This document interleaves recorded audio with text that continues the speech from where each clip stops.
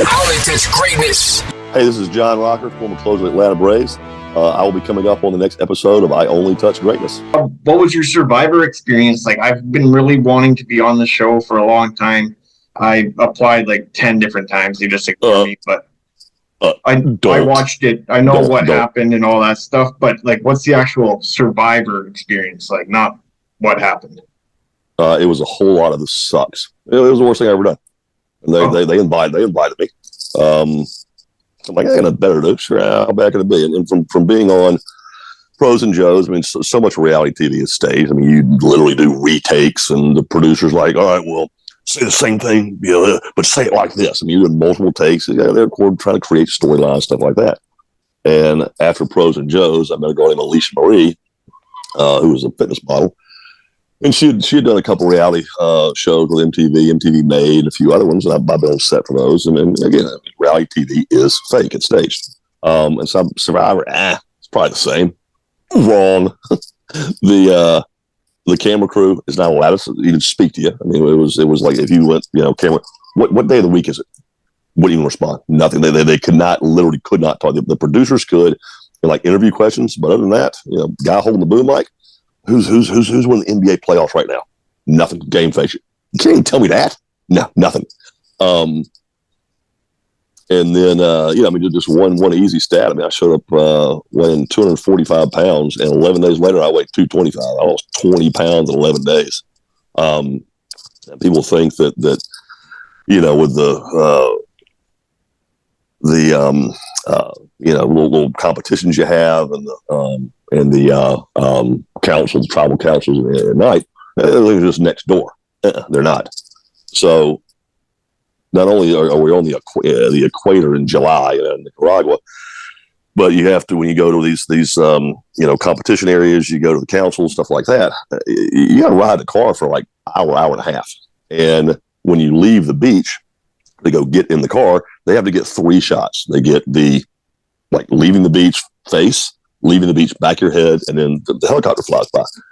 Well, where our camp was and where the truck picked us up was about 3/4 of a mile, and it's noon. It's 102 degrees out. You've been eating 200 calories a day for the last week. You're already emaciated, and you have to walk that 3/4 of a mile. Camera guys are in front of you. You get to the end, turn around, walk back. Then they get the shot from behind you. Walk it back down, turn around, walk back.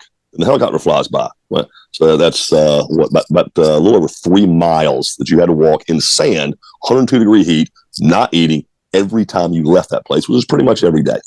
And then to get to the car, it's like a little van or whatever. You've got 8 or 9, 10 other stinky, smelly, patchouli stinking idiots in there.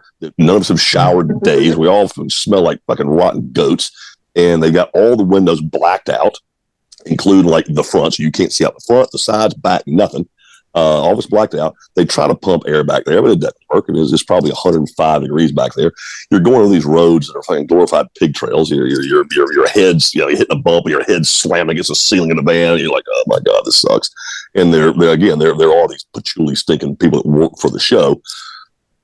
Dreadlocks, pink fingernails, just these fucking hippies.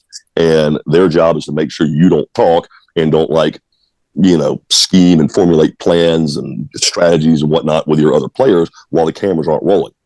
So you're not allowed to fucking speak to anybody. You're sitting there in dead silence for that hour and a half ride. They get you out like cattle. They stuff you in some wall tent, nowhere to sit. You're just sitting on the ground. Same thing, sitting there. Guys are obvious, just sitting there, fucking you, just in any kind of just gesture. Someone, you, chop, we'll send you home. You get dog cussed by some dreadlock, dope smoking fucking hippie, and but of course you can't say anything back, or they will fucking throw you off the damn show. And then they bring you out to the race or whatever the hell you're gonna do. Once that's done, they stick you back in that wall tent as they break the cameras down. So you're in there for like another hour, back in that truck, back the hour plus to where your camp is. And the same thing you did at like noon that day, you do it again when you get back. You do the face shot back to camp, walk it back of the head. So it's about 7 miles worth of walking every time you leave that camp in equator heat. And I've eaten 200 calories a day. I mean, talking about just a whole lot of sucks. Yeah. So when I got voted off, I'm like, thank God, get the fuck out of here. Yeah. I did not. And when I got voted off, put me in a car front seat with air conditioning this time, and took me to about a 15,000 square foot house hanging off a cliff with 2 vanishing pools and a house staff. Like, I can handle this a little better. And staff is fixing your drinks and your meals, and yeah, it was pretty good. So I like that part of Survivor. Let me just say, you don't know who he is personally, but to bring up, they're saying all this stuff that has to do with that article. And what article are you referring to? Well, obviously they know. Get together and vote him out. If you were a man, I would knock your teeth out. Yeah, not so much. I always wondered the behind the scenes stuff, like when the cameras are not rolling and stuff. Was there like parties, orgies? Did they give you booze? Hell no. No, I was there with my girlfriend. The last thing you're thinking about is sex. You're like, opportunity to sleep with 5 chicks or a cheeseburger. I'm taking that cheeseburger, baby. Give me that damn cheeseburger. I mean, that's one thing about you've never experienced hunger like that. And you go through your day and you skip breakfast. Oh, I'm starving. You know when you're going to eat again. That's why you're not kind of freaking out. Out there, you've never your stomach's fucking eating your damn backbone, and you have no clue when you're going to eat again. No idea. It may be 3 days before I eat. I got no idea. And then the little bit of food you get, a handful of rice, a coconut, stuff that's got really no nutritional value and no calories. So as soon as you eat it, you're starving. 15 minutes later. You go to sleep like that, you wake up like that, and there's just no end in sight. 40 days, you can kiss my ass. And 11 was enough for me. Yeah.